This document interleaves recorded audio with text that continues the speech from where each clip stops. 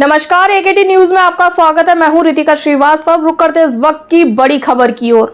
मुख्यमंत्री योगी आदित्यनाथ ने शुक्रवार को सूरजकुंड क्षेत्र में निर्मित कल्याण मंडपम का उद्घाटन किया। इस अवसर पर उन्होंने मंच से सांसद रवि किशन को हल्के फुल्के अंदाज में चुटकी लेते हुए कहा, रवि किशन जी ने तो अपने घर के पास इतनी जगह नहीं छोड़ी कि वहां लोगों को दावत पर बुला सकें। नगर निगम द्वारा लगभग 4.52 करोड़ की लागत से निर्मित यह भवन लगभग 35,500 वर्ग फीट में फैला है। इसमें 250 से 300 लोगों की क्षमता वाला वातानुकूलित हॉल एवं सुसज्जित किचन, ऊपरी तल पर हॉल और 6 एसी अटैच रूम, पार्किंग और अतिथि स्वागत स्थल शामिल है। मुख्यमंत्री ने कहा कि सभ्य समाज की आवश्यकताओं के अनुसार सुविधाएं देना सरकार की जिम्मेदारी है। हमारी कोशिश है कि हर वर्ग के लिए सुविधाओं को सरल और सुलभ बनाया जाए। उन्होंने बताया कि गरीब तबके के मंडपम की बुकिंग सिर्फ 11,000 या 25,000 रूपए में की जा सकेगी, जबकि सामूहिक विवाह के लिए सरकार की ओर से 1 लाख रूपए तक की सहायता दी जाती है। इस मौके पर सांसद रवि किशन ने भी कार्यक्रम को संबोधित किया और पूर्ववर्ती सरकारों पर निशाना साधते हुए कहा कि सपा सरकार में रामगढ़ ताल के पास हत्या और बहन बेटियों से छेड़छाड़ होती थी। आज उस स्थान पर महाराज जी ने रोजगार और सुरक्षा की व्यवस्था दी है। नगर निगम जैसी संस्थाएं नगर निकायों के लिए एक मानक बन सकती है। आज प्रधानमंत्री मोदी जी का विजन स्मार्ट सिटी का, और स्मार्ट सिटी को सेफ सिटी में भी बदलना। सेफ सिटी का मतलब जहां हर व्यक्ति, वो बेटी हो, व्यापारी हो, सामान्य नागरिक हो, बुजुर्ग हो, बच्चे हो, हर व्यक्ति अपने आप को सुरक्षित महसूस कर सके। बेटी उचक्कों से, व्यापारी चोर लुटेरों से, बच्चे उन उच्छृंखल तत्वों से, समाज के संभ्रांत नागरिक उदंडों से, उनके बचाव की पुख्ता व्यवस्था हो। जो भी इनकी सुरक्षा में सेंध लगाए तो उसको पता होना चाहिए कि इसकी कीमत क्या चुकानी होगी, और उसकी कीमत तो वही होगी जो रवि किशन अभी लकड़ी की बात कर रहे थे।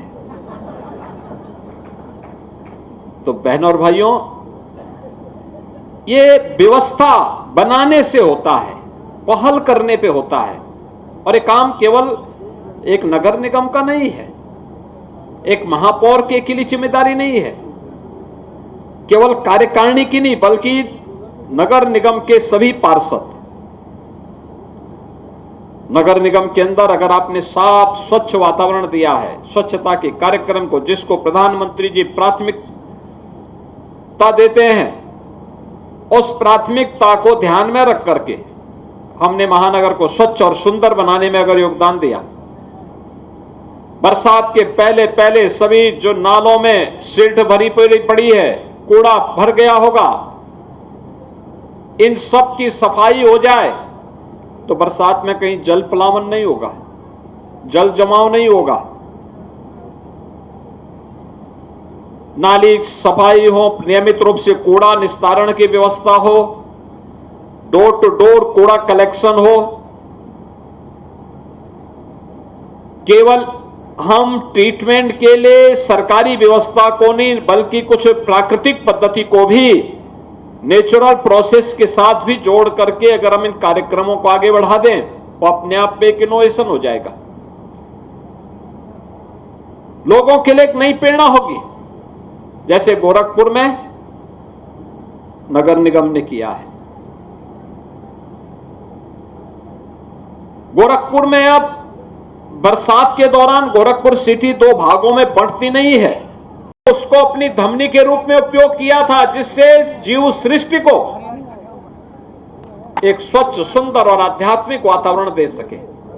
हमने अपने स्वार्थ के लिए उसको काट दिया, नदी को नाला बना दिया, नाला बनाने के बाद फिर उसके ऊपर कोई कॉलोनी काट दी। परिणाम क्या हुआ? आने वाली पीढ़ी के भविष्य के साथ हम खिलवाड़ करने लग गए।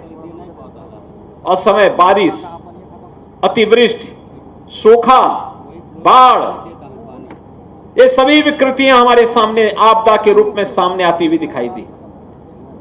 अगर इन सभी भयावह स्थितियों से बचना है तो हमें फिर से प्रकृति की शरण में जाना होगा और नदियों को पुनर्जीवित करना होगा। जल संकट से बचाने के लिए नदियों को पुनर्जीवित करना और नदियों को पुनर्जीवित करने के लिए व्यापक पैमाने पर वृक्षारोपण के इस महाअभियान के साथ जुड़ना। एक पेड़ मां के नाम इसी श्रृंखला का हिस्सा है।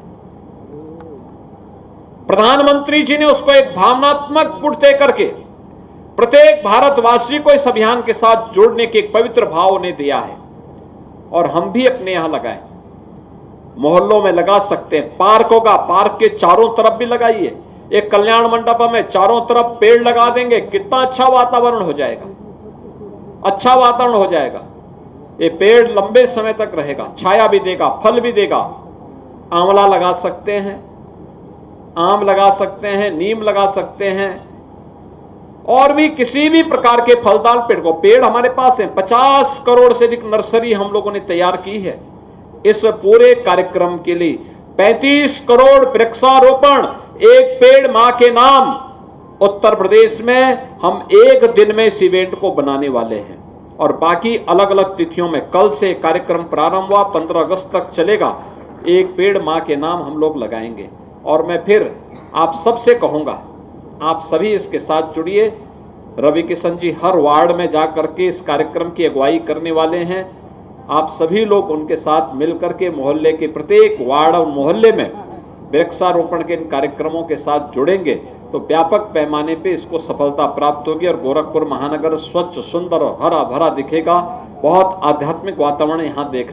ऐसी ही तमाम बड़ी खबरों को देखने के लिए बने रहिए मेरे साथ और देखते रहिए AKT न्यूज।